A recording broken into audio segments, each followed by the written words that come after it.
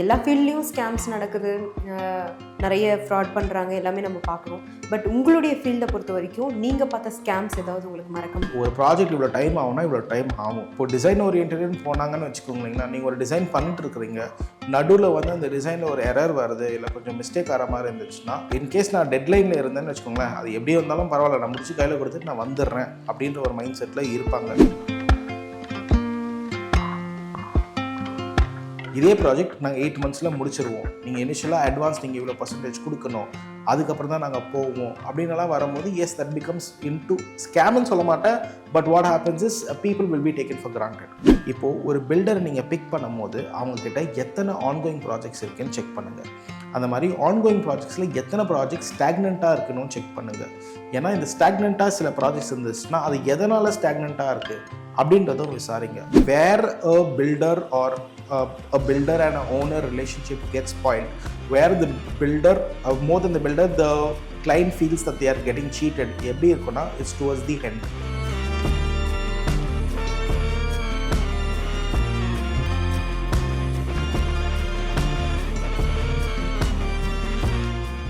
நீங்கள் வந்து இந்த ஃபீல்டில் ரொம்ப எக்ஸ்பீரியன்ஸ்டாக இருக்கீங்க, ப்ளஸ் வந்து நீங்கள் பெரிய டீம் வச்சு இதை ரன் பண்ணிட்டு இருக்கீங்கல்ல.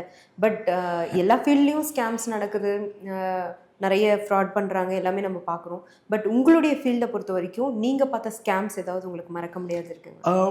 அன்ரியலிஸ்டிக் டெட்லைன்ஸ் செட் பண்ணுறது. ஸோ ஒரு பெரிய ப்ராஜெக்டாக இருக்கலாம், சம்மந்தமே இல்லாமல் ஒரு டெட்லைன் சொல்லுவாங்க, 8 monthஸில் முடிச்சிடலாம், 10 monthஸில் முடிச்சிடலாம் அப்படின்னு சொல்கிறது.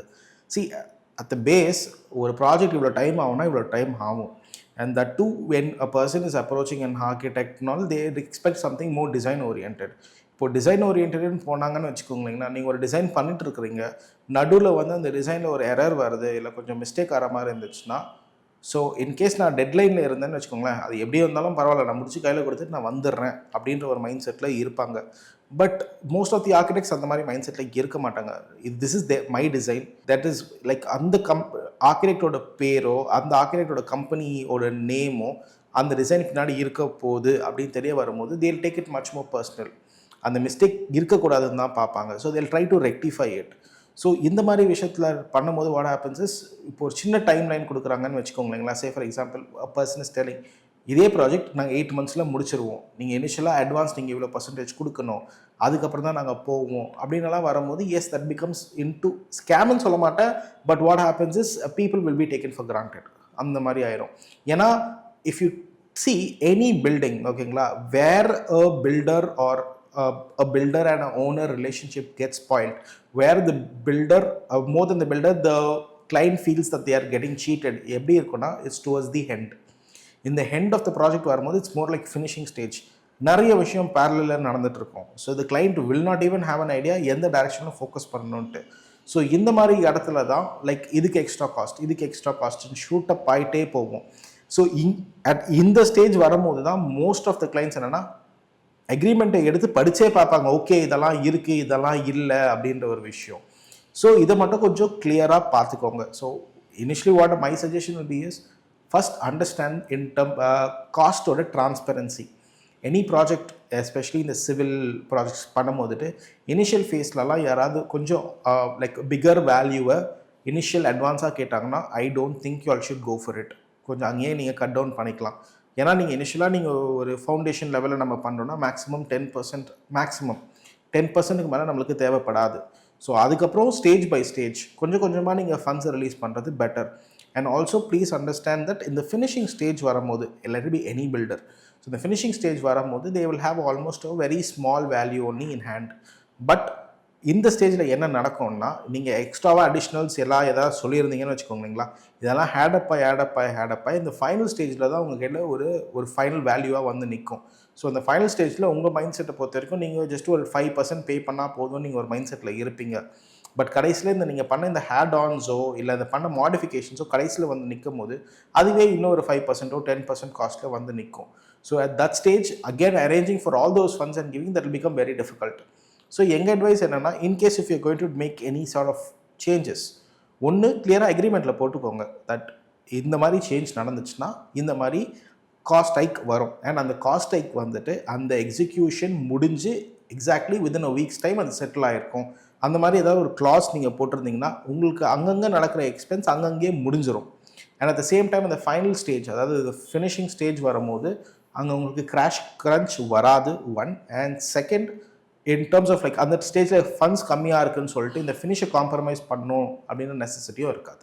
பட் வந்து இப்போது இந்த ஃபீல்டை பொறுத்த வரைக்கும் நாங்கள் வந்து ஒரு தேர்ட் பர்சன். நாங்கள் வெளியிலேருந்து பார்க்கும்போது இங்கே சில விஷயங்கள் நடக்குதுன்னு தெரியுது. பட் நீங்கள் உள்ளே இருக்கீங்க. ஸோ நீங்கள் சொன்னால் இது பெட்டராக இருக்கும் அப்படின்னு நினைக்கிறேன். இங்கே ஒரு பில்டர் ஆர் ஆர்கிடெக்ட் அப்படின்ற பேரில் மக்களை, இந்த பீப்புளை டார்கெட் பண்ணி நடக்கக்கூடிய ஏதாவது விஷயங்கள் இருக்கா? என்ன சொல்லணும்னா லைக் அன்ரியலிஸ்டிக் ப்ரைஸஸ். ஸோ மார்க்கெட்டில் ஆவரேஜாக ஒரு ப்ரைஸ் இருக்குது, சம்மந்தமே இல்லாமல் வேறு ப்ரைஸ் சொல்லுவாங்க. ஸோ சம்மந்தமே இல்லாமல் வேறு ப்ரைஸ் போகும்போது மோஸ்ட் ஆஃப் த பீப்புள் அவங்கக்கிட்ட தான் போவாங்க. ஸோ அங்கே போகும்போதுட்டு the only problem is if these guys are going to charge all very less. அதுக்கேற்ற மாதிரி தான் குவாலிட்டியும் இருக்கும். நீங்கள் பெருசாக எக்ஸ்பெக்ட் பண்ணக்கூடாது, பண்ணவும் முடியாது. நீங்கள் பண்ணிங்கனாலும் it won't work out. And also இப்போ நீங்கள் இந்த லாங் ரனில் பார்த்தீங்கன்னா, நீங்கள் கம்மியான காசுக்கு நான் ஒரு விஷயத்த பண்ணிட்டேன் அப்படின்னு நீங்கள் சொல்லும் போதுட்டு லாங் ரனில் அது உங்களுக்கு அவ்வளோ மெயின்டெனன்ஸ் இஷ்யூஸ் கொடுக்கும். ஸோ அதெல்லாம் நீங்கள் ஆடப் பண்ணி பார்த்தீங்கன்னா நீங்கள் கட்டுற காஸ்ட்டுக்கு ஈக்குவலாக உங்களுக்கு மெயின்டெனன்ஸ் காஸ்ட்டே வந்துடும். ஸோ அதை அவாய்ட் பண்ணுறது better. So I will say in case if you feel someone is giving a very like affordable or very cheap price இந்த மார்க்கெட், ஃபஸ்ட்டு என்ன கொடுக்குறாங்கன்ட்டு ஃபஸ்ட்டு டீட்டெயிலாக படித்து பாருங்கள். மார்க்கெட்டில் ஆவரேஜாக மற்றவங்க கொடுக்குற காஸ்ட்டுக்கும் இவங்களுக்கும் என்ன டிஃப்ரென்ஸ் இருக்குதுன்னு செக் பண்ணி பாருங்கள். என்ன மாதிரி குவாலிட்டி ஆஃப் சிமெண்ட்ஸ் யூஸ் பண்ணுறாங்க, என்ன மாதிரி கிரேட் ஆஃப் ஸ்டீல் யூஸ் பண்ணுறாங்க செக் பண்ணுங்கள். அதே மாதிரி in case if the cost is very less also you can understand அவங்க லேபருக்கும் கம்மியாக தான் பே பண்ண போகிறாங்க. ஒரு லேபருக்கு கம்மியாக பே பண்ணும் போது அவங்களோட ஒர்க்மேன்ஷிப்பும் கம்மியாக தான் இருக்க போகுது. அதுவும் நம்ம அண்டர்ஸ்டாண்ட் பண்ணிக்கணும். ஓகே. பட் வந்து நான் வந்து ஒரு ஓப்பனாக அவங்கக்கிட்ட ஒரு விஷயம் கேட்கணுன்னா, இப்போது நிறைய பில்டர்ஸ் எல்லாம் இருக்காங்க. அவங்க இருக்கும்போது ஏதோ சம் ஓனருக்கும் அவங்களுக்கு ஏதோ சம் இஷ்யூஸ் வரும்போது ஒரு வேலையை விட்டுட்டு அதை அது அந்த ப்ராஜெக்டை க்ளோஸ் பண்ணாமல் போயிடுறாங்க. ஸோ அவங்க மேலே நம்ம எந்த மாதிரி ஆக்ஷன்ஸ் எடுக்கலாம், ஆக்ஷன் எடுக்க முடியுமா? It is a part of the agreement itself. So அக்ரிமெண்ட்லேயே நீங்கள் ஒரு லைன் ஐட்டமே இருக்கும், just in case if there's a dispute between the builder and the client. So என்ன மாதிரி ஆக்ஷன்ஸ் எடுக்கலாம், என்ன மாதிரி டேர்ம்ஸ் அண்ட் கண்டிஷன்ஸ் இருக்குது, எந்த இடத்துல ஒரு கேஸ் போட போகிறாங்க, என்ன லாங்குவேஜில் கண்டக்ட் பண்ண போகிறாங்க, all these details should be a part of the agreement itself. So we can't say everything is going to go smooth for everyone. There are ups and downs that are happening. And this very specific point is extremely important for you guys also, which means இப்போது ஒரு filter நீங்கள் big பண்ணும் போது அவங்கக்கிட்ட எத்தனை ongoing projects இருக்குதுன்னு check பண்ணுங்கள். அந்த மாதிரி ஆன்கோயிங் ப்ராஜெக்ட்ஸில் எத்தனை ப்ராஜெக்ட்ஸ் ஸ்டாக்னண்ட்டாக இருக்கணும்னு செக் பண்ணுங்கள். ஏன்னா இந்த ஸ்டாக்னண்ட்டாக சில ப்ராஜெக்ட்ஸ் இருந்துச்சுன்னா அது எதனால் ஸ்டாக்னண்ட்டாக இருக்குது அப்படின்றதும் விசாரிங்க. ஸோ இதெல்லாம் நீங்கள் விசாரிக்கும் போது உங்களுக்கு கிளியர் கட்டாக தெரிஞ்சிடும். In case if there is a dispute between the builder and the client. So in case if there is some sort of like be an architect or a builder or anybody, so they have more than 3-4 disputes between the client and the the builder itself, that is something that you all need to panic. That is something you'll have to rethink. So இவ்வளோ disputes இருக்கும்போது what is the reason, அவ்வளோ நம்ம போகணும்னு அவசியம் இல்லை. It will better to figure out somebody with lesser disputes or no disputes and move ahead with them. But இப்போது ஒரு 10 to 15 இயர்ஸ்க்கு முன்னாடி பில்ட் பண்ண ஒரு ஃப்ளாட்ஸாக இருக்கட்டும், இல்லை இது இண்டிவிஜுவல் ஹவுஸாக இருக்கட்டுமே, அவங்க வந்து இப்போது எனக்கு சம் ரீசன்னால் அது திரும்ப ரீகன்ஸ்ட்ரக்ட் பண்ணணும் அப்படின்னு நிறைய பேர் வந்து வர்றதை நம்ம பார்க்குறோம்ல. ஸோ அவங்களுக்கு நீங்கள் கொடுக்கக்கூடிய ஐடியாஸ் எல்லாம்? எஸ், இப்போ நீங்கள் 10 to 15 இயர்ஸ்க்கு முன்னாடி நீங்கள் ஒரு பில்டிங்கை எடுத்து கட்டினீங்கனாலும் இப்போதுக்கும் பார்த்தீங்கன்னா ரெகுலேஷன்ஸ் கம்ப்ளீட்டாக சேஞ்ச் ஆகிருக்கும். இனிஷியலாக பார்த்தீங்கன்னா 1.5 தான் எஃப்எஸ்ஐயாக இருந்தது. இப்போ கரண்ட்டாக பார்த்தீங்கன்னா 2 இருக்குது. So moving forward that is going to change. So இந்த மாதிரி எஃப்எஸ்ஐ மாறும் போதுட்டு அதே ஒரு கிரவுண்ட் லேண்டில் இனிஷியலாக பார்த்தீங்கன்னா நீங்கள் கொஞ்சம் கம்மியாக தான் கட்டலாம். இப்போது அதே ஒரு கிரவுண்ட் லேண்டில் கொஞ்சம் அதிகமாக கட்டலாம். ஸோ இதை உங்கள் அட்வான்டேஜாக யூஸ் பண்ணுங்கள். Because it be any area, every land is valuable, every square feet of the building also is valuable. So in case if you all have the potential to build it to the max, leave it like that way. 15 years or 20 years down the line regulation change ஆகும். There you have a scope of even building on top of it and keeping to the market trend.